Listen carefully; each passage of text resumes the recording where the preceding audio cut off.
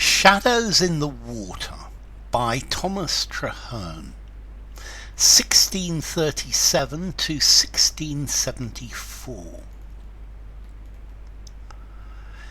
In unexperienced infancy, many a sweet mistake doth lie, mistake though false intending true, a seeming somewhat more than view, that doth instruct the mind in things that lie behind, and many secrets to us show, which afterwards we come to know.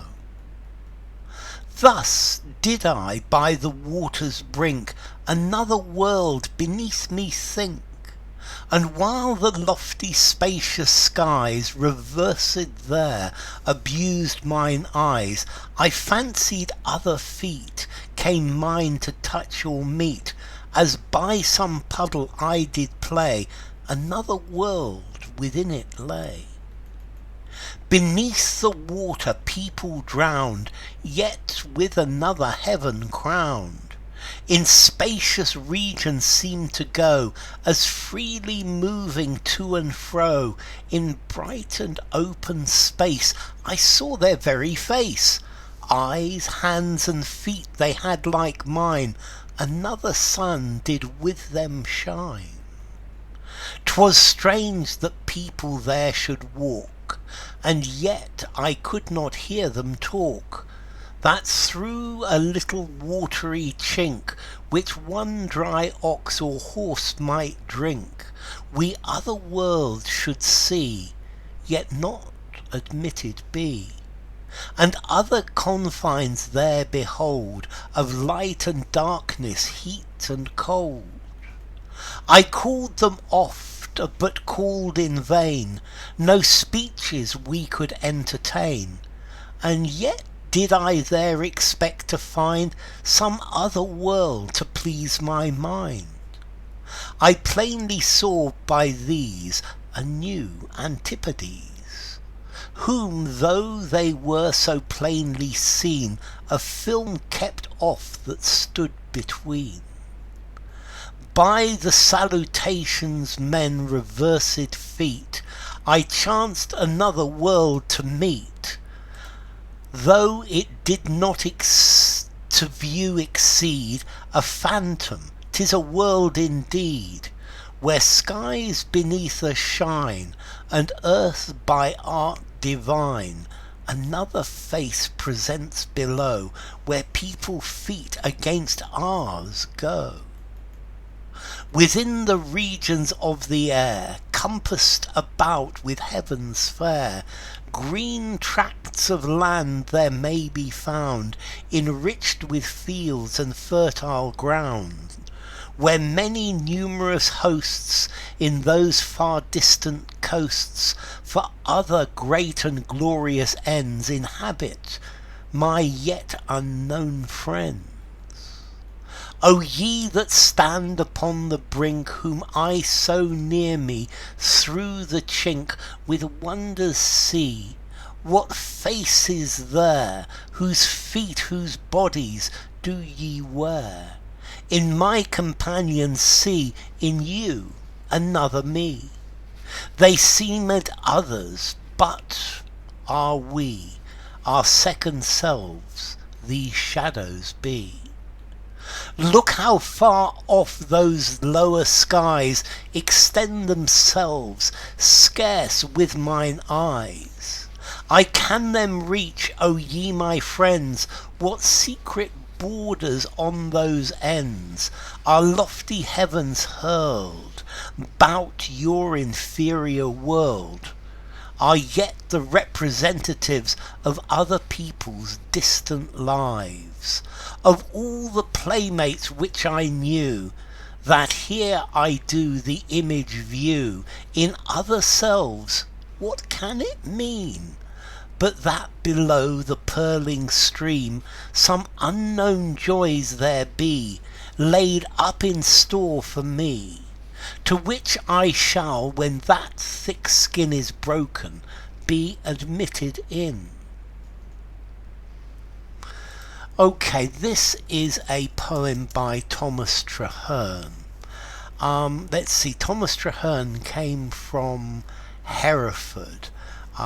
He was brought up by an innkeeper who was also, I think, 2 times the mayor of Hereford. I think Traherne went to Hereford Cathedral School, and then he went to Brasenose College, Oxford. He was ordained as a priest, I think, in 1660, when there was the restoration of King Charles II, and the church was allowed to act again. So what's this about? Well, as the title says, shadows in the water, and it's looking at childhood imagination, and the nature of perception, that we can see things, but it doesn't make them real. That perception can be very weird, and it's about a child, or in childhood, looking at the reflection in a puddle and wondering about hidden truths of reality, and wondering about the people and the world that is in the that is through the looking glass. And there's a lot of the idea of going through the looking glass, that this world on the other side of the puddle, on the other side of the mirror. I think he's exploring the nature between, or the relationship between, the physical world and the spiritual world. And I think he's wondering if the people in the mirror are another world, are a world of spirits, or perhaps because this transcends the boundaries of the world that he knows. In unexperienced infancy, many a sweet mistake doth lie. So in infancy, we make lots of mistakes when we're children. Mistake though false, intending true, a seeming somewhat more than view, that doth instruct the mind in things that lie behind. So yes, we may make mistakes, and we're interpreting the thing as we see it, but maybe there is more to it, and as we grow up, we can learn from these things, and from the mistakes that we make when we're children, we can learn about what is behind the boundary of the known world. We can learn about things that that lie behind these things. Thus did I by the water's brink another world beneath me think. So I'm standing by a puddle of water, and I'm thinking that there's in the reflection I see, there's another world below me. And while the lofty spacious skies reversèd there abused my eyes, I fancied other feet came mine to touch or meet. So he's looking in the puddle, and he's seeing the sky above, and he's seeing his feet meeting the feet of this reflection. As if by some puddle I did play, another world within it lay. And he's looking at this reflection, and he sees another world, and he starts then wondering about this looking glass world, this mirror world. Beneath the water people drowned, yet with another heaven crowned. In spacious regions seemed to go, as freely moving to and fro. So he looks in the water, and it's like there are drowned people living in the water. But there's another heaven, there is another sky above them. And this huge space, and they can move around in it. They move to and fro in it. In bright and open space I saw their very face. So he could see the faces of the people in this reflection. Eyes and hands and feet they had like mine, and another sun did with them shine. So these people look exactly like me, and they had a sun which was shining as well. 'Twas strange that people there should walk, and yet I could not hear them talk. So it seemed strange that people, they're walking but the other way round, but I couldn't hear them talking. That through a little watery chink, a chink is a little hole, which one dry ox or horse might drink, we other worlds should see, yet not admitted be. So in a puddle of water that could be drunk completely by an ox or by a horse, we can see other worlds, but we can't get into those other worlds. We can't access those other worlds. And it's very strange. We can see them, but we can't get into them. We can't be in them. And this is just a thin sheet of water that could be drunk by a horse or by an oxen. And other confines there behold, of light and dark, and darkness, heat and cold. So, and in this puddle world, in this looking glass world, there is light and darkness, heat and cold, very clearly. I called them oft, but called in vain. So I tried talking to the people in the puddle, but I couldn't communicate with them. No speeches we could entertain, we couldn't speak to each other. And yet did I there expect to find some other world to please my mind. And I'm sure that this was another world, it was a different world. I plainly saw by these a new antipodes. The antipodes are the opposite side of the earth. So looking at this, he clearly saw a new opposite side of the world, whom though they were so plainly seen, a film kept off that stood between. So there's a veil, a film between this alternate world and this world that he's living in. And I think maybe this alternate world beyond the veil, this could be beyond the veil of death, this could be people living in heaven, this could be a spiritual world, it could be many different things. This mirror world is beyond the boundaries of the known world. And this is a metaphysical thinking. By the salutations men reversèd feet, I chanced another world to meet. So by chance, by chance, I could see the opposite feet, and I knew that I'd met another world, though it did not to view exceed a phantom. 'Tis a world indeed. So it looks like a phantom, it looks like a ghost, and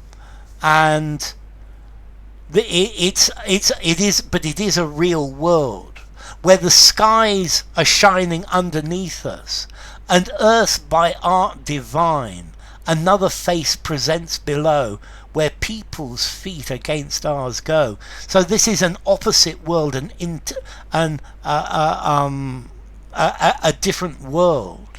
And by chance, by the chance of looking into this puddle, he sees a different world. Within the regions of the air, compassed about with heavens fair, great tracts of land there may be found, enriched with fields and fertile ground. And now he's imagining what this world this mirror world will be like. And it's got huge regions, and it's got heavens, and there are big areas of land, and there are fields and fertile ground, where many numerous hosts in those far distant coasts for other great and glorious end inhabit my yet unknown friends. So these people, these are friends, and there are huge numbers of people there, and they have great and glorious ideals. Perhaps, and I think he's wondering: is heaven like this? Is the afterlife like this? Is this where or how people live after death? O ye that stand upon the brink, whom I so near me through the chink with wonder see, what faces there, whose feet, whose bodies do you wear? So I'm standing on the edge of the puddle, on the brink, and I can see through this portal between universes. And I wonder about the faces and the feet and the bodies. Where do these faces and feet and bodies come from? Who do they belong to? Is that my body, or maybe I am using your body? I my companion see in you another me. So I can see my friends in the puddle. I can see another me. I can see you. They seem with others, but are we? Our second selves these shadows be. So who is the original? Who is the second? Who is the copy? Am I the copy? Is that the copy? Are those my friends, or are these my friends? So which is the original, or are they the same? Look how far off those lower skies extend themselves, scarce with mine eyes I can them reach. So look at the size in the puddle.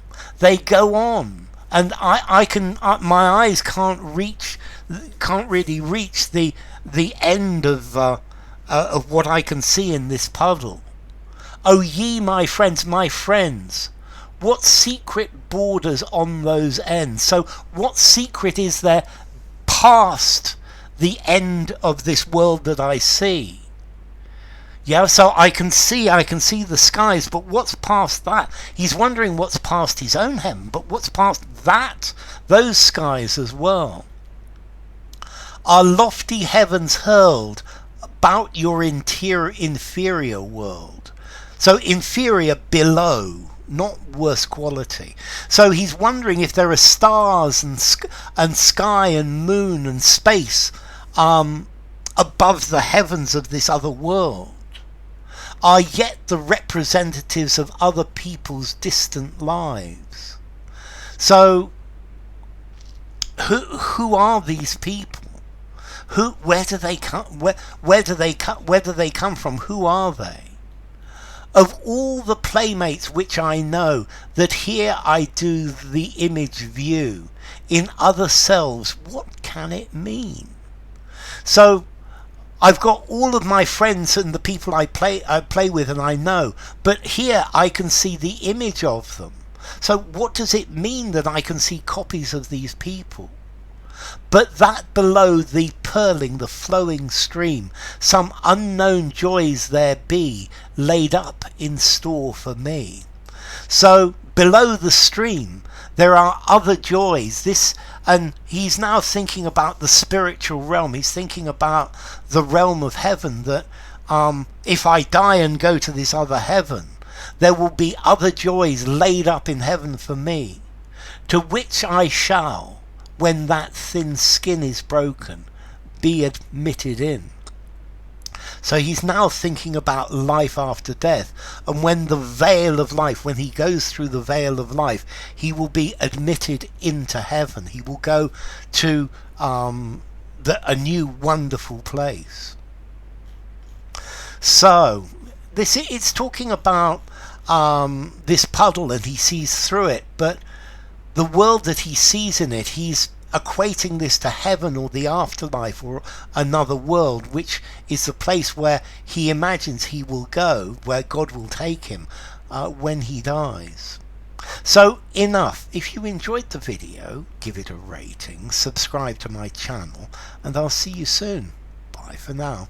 Shadows in the Water by Thomas Traherne.